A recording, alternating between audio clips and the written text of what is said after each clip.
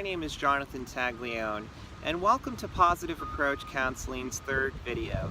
If you're just tuning into this channel, welcome. If you've checked out our past two videos, welcome back. Today is a very special day because today is the day that we're going to talk about how to find a good therapist. So you probably are the type of person that's never been in counseling before, or you're someone who has just got out of an outpatient group therapy setting. So how do you find a good quality therapist? Well, I'm so glad that you asked. So there are two websites that you could definitely check out. One of them is Psychology Today, and the other is goodtherapy.org. So why am I asking you to check out these two websites? Well, it's very simple. One of the things that I like about these two websites is that they offer free psychoeducation. Now, psychoeducation is topics on depression, anxiety, trauma work, you name it. Both of these websites have a huge library of tools and techniques that can definitely help you out. So I definitely recommend checking out their blogging websites. Another thing that I like about these two websites is that they're therapist directory. Now, when you're in the therapist directory, it's very important that you look at what their treatment modalities are, how many years of practice they've been in service, whether or not their credentials are verified, or whether they are an insurance-based practice or whether they accept self-pay.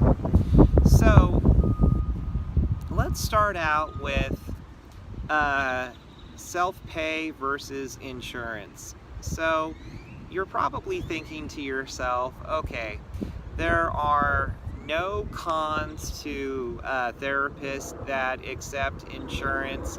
My insurance company is going to pay for everything, and I don't have to worry about paying on a weekly basis and that it's going to drain my account. Well, one of the cons of working with a therapist that accepts insurance is that they have to give you a diagnosis. They have to inform the insurance company of how many sessions you're doing and how much progress you're making.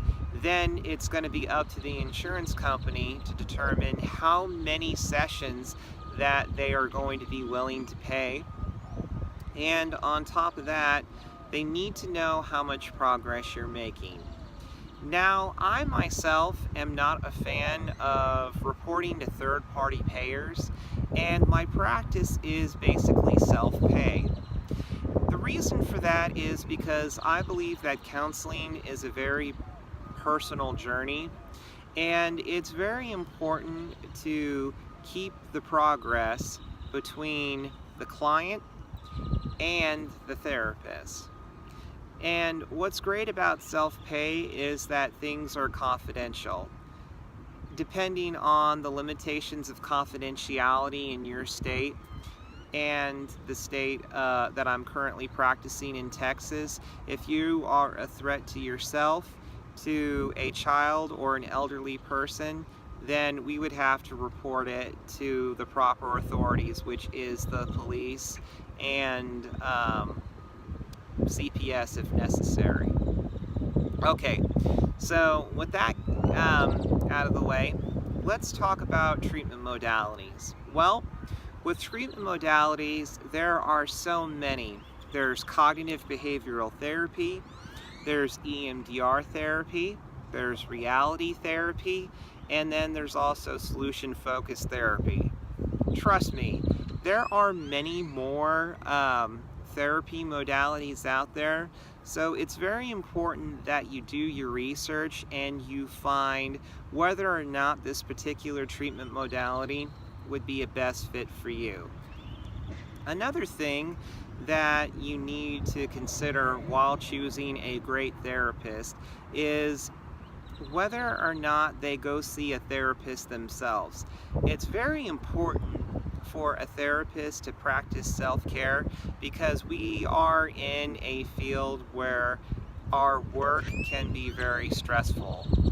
And self-care is very important. Now, when choosing a therapist, ask them this question before your first therapy session. Are you seeing a therapist yourself?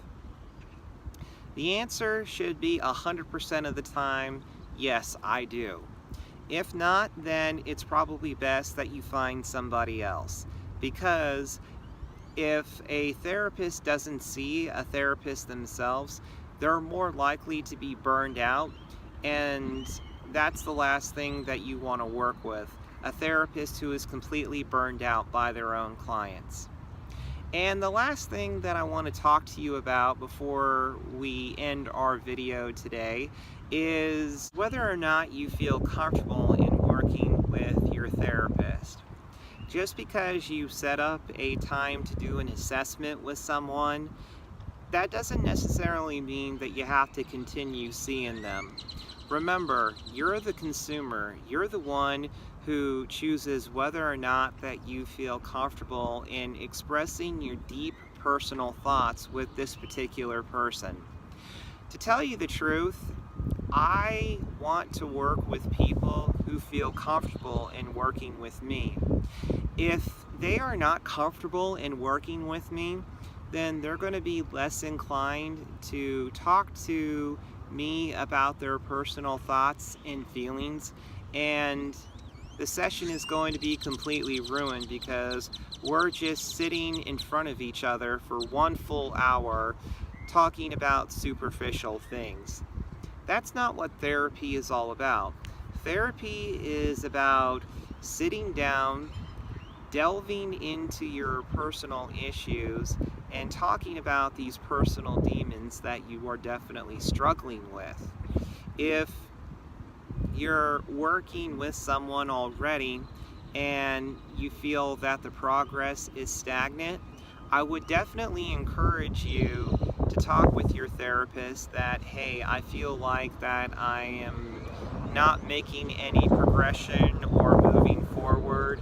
So it's very important that you express that and be comfortable with him in talking, or her in talking with him about this.